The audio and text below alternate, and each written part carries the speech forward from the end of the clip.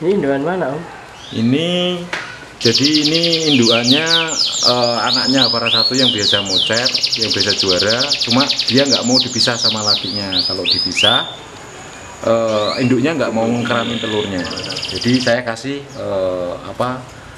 indukan untuk pejantannya pejantan yang lain, yang bukan menetasi, yang menelurin itu.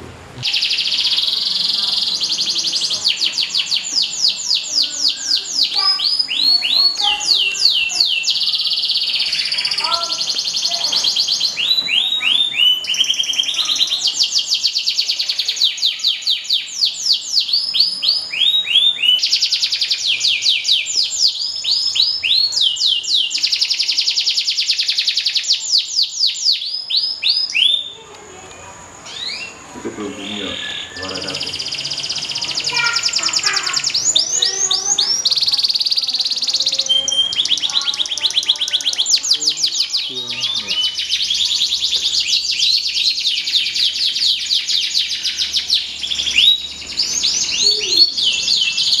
Awal mula seneng burung jangan Pak. Jadi saya suka burung itu dari kecil. Jadi dulu saat masih kecil itu suka melihara burung kutilang anakan gitu.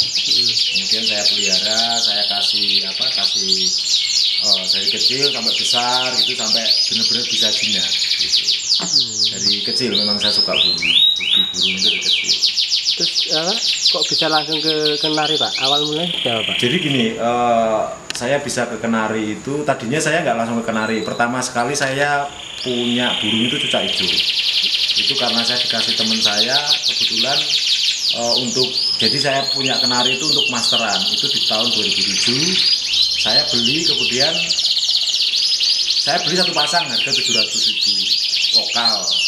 Kemudian setelah saya beli 700.000 itu lokal, saya coba-coba 2015 itu saya coba-coba untuk main di lapangan. Alhamdulillah yang para satu ini mocer. Kemudian yang satu saya kelola sama dengan cara yang sama. Jadi berimbang aja, kemana lapangan, kemana ada latber, ada latpres, ada lomba burung yang eventnya agak di regional selalu masuk. Perawatan hariannya seperti apa Om? Jadi kalau untuk perawatan harian pagi jam 6 itu karena kan burung saya juga branding, jam 6 itu sudah saya keluarkan, saya embunkan. Kemudian jam setengah 7 saya bersihin sangkarnya, kemudian saya kasih cepuk untuk mandi. Jadi air saya ganti, makanan saya ambil semua.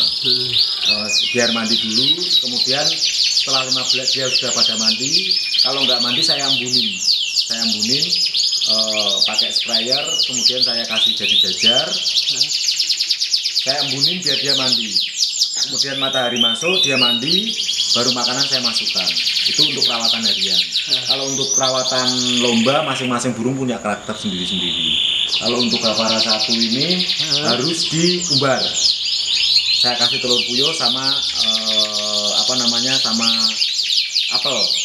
Dia kalau telur puyuh minimal dia makan sampai 5 sampai 10 itu. Kemudian dia akan mandi, setelah mandi kita masukkan sangkar. Tapi kalau untuk gapara 2 dan hiwata dan yang lainnya, kalau di lapangan harus mandi setelah main. Tapi kalau dari rumah sudah mandi, di lapangan tidak mandi. Untuk main pertama, tapi kalau untuk main kedua, untuk mengurangi birahi, semprot, sprayer, nggak basah puyuh. Syukur-syukur burung mau mandi, dikasih telur puyuh. Saya nggak pernah pakai kroto. Karena telur puyuh itu lebih gampang mencarinya daripada kroto. Saya selalu pakai telur puyuh dan apel. Untuk kalau terlalu birahi, saya selalu pakai mentimun. Mentimun itu saya kasih saat hari H dan H-1. Jadi untuk melatih biar burung itu satu titik di pangkringannya saya selalu bawakan ibu, saya basahin pangkringan yang mau kita tunjuk untuk titik burung itu kita basahin. Kalau kita pakai pangkringan 2 ya berarti depan belakang, kalau pangkringannya atas bawah, tengah atas sama tengah bawah. Itu. Ya. Seperti itu burungnya. Untuk dongkrak stamina apa Om biasanya Om? Saya kalau untuk yang penting minimal dalam 1 minggu dia diumbar 2 sampai 3 kali. selama 15 menit atau 20 menit minimal. Penggunaan vitamin seperti Saya apa? vitamin setiap hari saya pakai Ebotit. Kemudian setelah lomba burung saya turunin, nggak saya kerodong dulu. Minum saya buang, saya ganti minum baru, saya kasih Ebotit sampai perjalanan pulang, sampai H-2, H+2. Oke. Saya nggak mandikan, saya taruh di atas akuarium biar untuk gemericik airnya, biar dia lebih tenang istirahatnya selama 2 hari. Untuk tipe penggunaan Ebojos seperti apa, Om? Jadi kalau untuk Ebojos, misalkan untuk main di hari Minggu, saya pakai H-2. Jadi misalkan saya main Minggu, berarti Jumat Sabtu saya kayak Ebojos, tapi pas hariannya saya nggak kasih air putih biasa. Oke. Matang, Om ya? Harus. Soalnya kalau burung itu saya kayak manusia harus matang terus. Karena gini, kalau burung kenari ini kan terlalu riskan untuk bakteri. Jadi kalau minum saya selalu pakai botol yang malamnya sudah saya isi. Selain dunia burung, kesibukan lain apa, Pak? Saya kebetulan alhamdulillah masih dipercaya sama PT SMS Panen menjadi area supervisor bagian utara. Jadi saya di Jateng megang 3 cabang, yaitu Kudus, Pekalongan sama Semarang. Terus saya punya usaha rental mobil, antar jemput bandara, stasiun, drop in, drop out, ataupun untuk wedding, untuk pernikahan. Gitu. Jadi selain saya sebenarnya kalau untuk ternak burung ini sebenarnya hobi. Jadi memang karena hobi, kemudian hasilnya juga lumayan, ya saya kembang biakan dan saya mungkin akan lebih fokus ke ternak ini. Jadi bagi para pekerja dan karyawan, jangan pernah takut untuk memelihara burung sebagai income tambahan untuk keluarga. Kalau mulai terjun ke usaha breeding kenari? Saya breeding kenari dari 2007. Tapi awalnya memang kenapa saya akhirnya ikut lomba, karena saya lihat kegelisahan saya kenapa harga kenari semakin lama semakin turun. Ternyata setelah saya pelajari bahwa kenari bisa mahal kalau memang indukannya itu indukan juara, terahnya terah juara. Kemudian kenari yang tadinya biasa-biasa aja saya poles sedemikian rupa dengan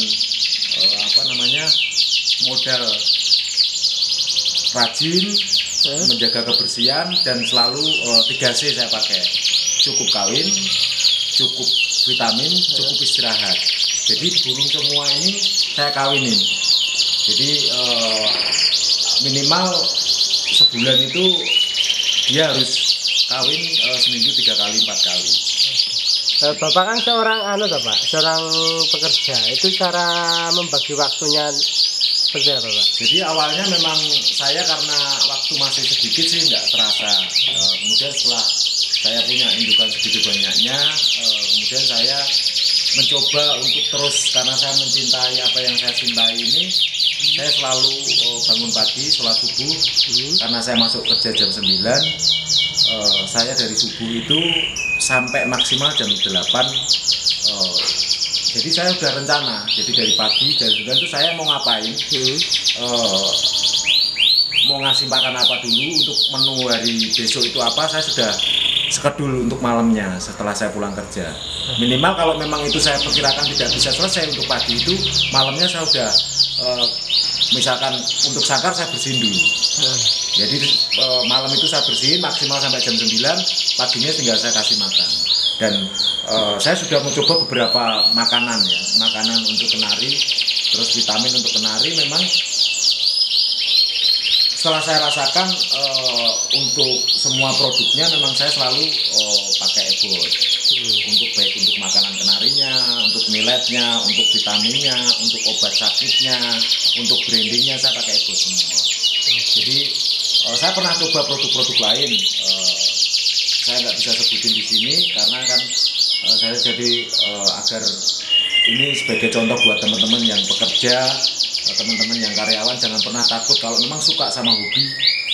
Saya yakin bahwa kita minta sama Allah bahwa hobi bisa jadi pekerjaan dan sangat menyenangkan.